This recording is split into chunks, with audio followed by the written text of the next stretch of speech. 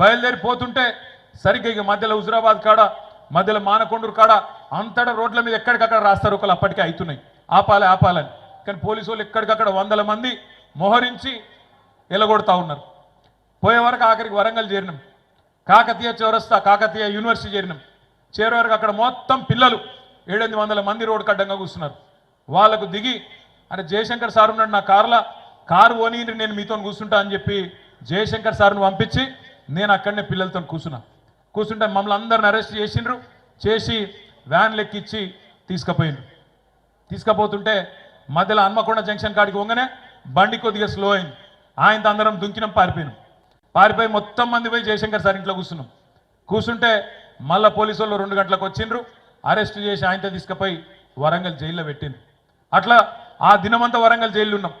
తెల్లారి మళ్ళీ కేసీఆర్ గారి దగ్గరికి సాయంత్రం రిలీజ్ అయ్యి తెల్లారి కేసీఆర్ గారి దగ్గరికి ఖమ్మం ఆసుపత్రిలో పెట్టిండ్రు అంటే ఆడికి పోయినాం. ఆడికి వెళ్ళి మళ్ళీ హైదరాబాదు 11 రోజుల పాటు ఆ దీక్ష తెలంగాణలో నిప్పు రగిలిచ్చింది.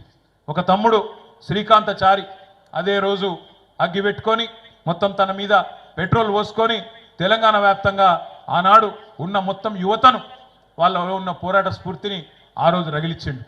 తెల్లారో మర్నాడు పోలీస్ కిష్టయ్య గారు కామారెడ్డిలో పోలీస్ యూనిఫామ్లో తనను తాను చంపుకొని ఆత్మహత్య చేసుకొని తెలంగాణ కోసం బలిదానం అయిపోయి ఆనాడు ఆయన కూడా తెలంగాణలో ఎంత గట్టిగా ఈ ఆకాంక్ష ఉందో ఆయన చాటిండు. ఇవన్నీ చూసి కేసీఆర్ గారు గుండెలు అలసిపోయేలాగా ఏడ్చిండు. నేను ఏదైతే వద్దనుకున్నానో ఒక్క రక్తం చుక్క గారొద్దు, ఒక్క ప్రాణం పోవద్దు, ఓటుతోనే తెలంగాణ దేవాలనుకున్నా మళ్ళా ఈ పరిస్థితి వచ్చినా అని చెప్పి కేసీఆర్ గారు ఖమ్మం ఆసుపత్రిలో గుండెలు అవిసిపోయేలాగా ఏడ్చింది మా అందరి ముంగట. ఎంత పని అయిపోయా శ్రీకాంత్ది, ఎంత పని అయిపోయా కిష్టయ్య గారిది. అట్లాంటిది 1 కాదు 2 కాదు 5 ఏళ్ల పాటు కాంగ్రెస్ పార్టీ కర్కశత్వం వల్ల, కాంగ్రెస్ పార్టీ క్రూర నాయకత్వం వల్ల, కాంగ్రెస్ పార్టీ వికృత స్వరూపం వల్ల, ఇచ్చిన మాట నిలబెట్టుకునే తత్వం లేకపోవడం వల్ల వందల మంది పిల్లలు 1 కాదు 2 కాదు మళ్ళీ 2009 నుంచి 2014 వరకు ఇషాన్ రెడ్డి, సువర్ణ, సిరిపురం యాదయ్య, వేణుగోపాల్ రెడ్డి 1 కాదు వందల మంది పిల్లలు. ఇవాళ నాకు గుర్తొచ్చిన 4-5 పేర్లు నేను చెప్తున్నా గంతే. వందల మంది ఆత్మ బలిదానాలు చేసుకున్న పరిస్థితి.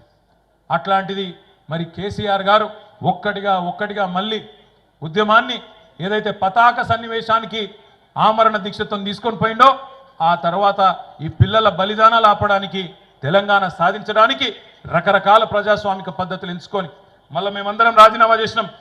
ఎన్నికల్లో నిలబడ్డాం. ఉప ఎన్నికల్లో నిలబడితే 2010లో ఇటు గంగుల కమలాకర్ గారిని, అటు నన్ను, ఇంకా మిగతా మిత్రులందరినీ కూడా బ్రహ్మాండమైన మెజారిటీతోని గెలిపించి మళ్ళీ శాసనసభకు పంపించారు. ఇదంతా ఎందుకు చెప్తున్నా అంటే ఇవాళ ఇప్పుడు ఒక 18 ఏళ్ళ పిల్లగానికో 20 ఏళ్ళ పిల్లగానికో ఈరోజు కాలేజీలో ఉన్న పిల్లగానికి ఇదంతా తెలియదు. ఎందుకంటే 2009లో వాళ్ళ వయసు ఎంత? 3 ఏళ్ళు 5 ఏళ్ళు 6 ఏళ్ళు 7 ఏళ్ళు. వాళ్ళ కేసీఆర్ ముఖ్యమంత్రిగానే తెలుసు. వాళ్ళ కేసీఆర్ కొన్ని మంచి పనులు చేసిండని తెలుసు. రైతు బంధు ఇచ్చిండని తెలుసు, నీళ్లు తెచ్చిండని తెలుసు, కరీంనగర్ పట్టణం మంచిగా చేసిండని తెలుసు, పల్లె ప్రగతి పెట్టిండని తెలుసు. ఇవన్నీ తెలుసు. ముఖ్యమంత్రిగా అద్భుతంగా పనిచేసిండని తెలుసు. కానీ వాళ్లకు కేసీఆర్ ఒక ఉద్యమకారుడిగా, ఉద్యమ నాయకుడిగా తన ప్రాణాలకు సైతం పోరాడి తెచ్చిండు తెలంగాణ అన్న విషయం తెలియదు. ఈ దీక్షా దివస్ రోజు ఇక్కడ కూర్చున్న మా అన్నదమ్ములకు, ఆడబిడ్డలకు నేను మనస్ఫూర్తిగా మిమ్మల్ని కోరేది ఒకటే,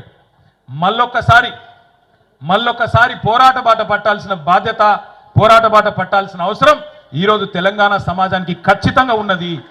ఏ క్రూరమైన కాంగ్రెస్ పార్టీ అయితే దశాబ్దాల పాటు మనతో ఆడుకున్నదో, మన జీవితాలను చెల్లాచెదురు చేసిందో, మళ్ళా అదే దుర్మార్గులు ఇవాళ మోసంతోని 420 హామీలు ఇచ్చి అమాయక ప్రజలతోని మోసం చేసి అడ్డగోలు మాటలు చెప్పి ఓట్లు వేయించుకొని ఇవాళ గద్దెనెక్కి వికృతంగా మళ్ళొక్కసారి వికటాట్టహాసం చేస్తూ ఉన్నారు.